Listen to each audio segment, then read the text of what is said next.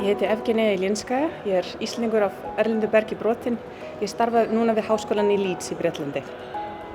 Ég að fara að kynna eitthvað sem heitir Catalogue of Icelandic Volcanoes, sem vefsíða íslenskar eldstöðvar. Þetta ætlað að vera uppflettirit með öllum áreiðanlegum upplýsingum sem settar fram á mjög hnitmiðaðan, notendavænan hátt.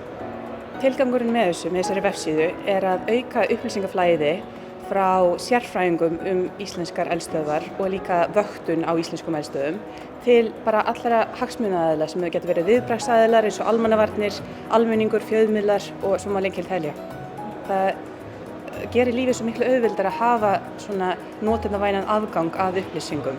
Í fyrsta lagi það fara einhver svona gróusögur af stað, Katla að fara að gjósa, heimsendir á leiðinni og líka að hjálpa viðbragðsaðilum að vera tilbúin. Til dæmis þá eru þau búin að gera plön og eru tilbúin þegar eitthvað fer af stað.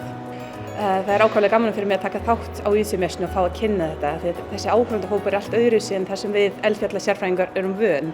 Þannig það er gaman að miða erindið að öðrum áhorfendahóp og líka læra frá honum hvað þurfum við að setja á þessu vefsíðu til að hún sé nytsamleg fyrir aðra en sérfræðinga.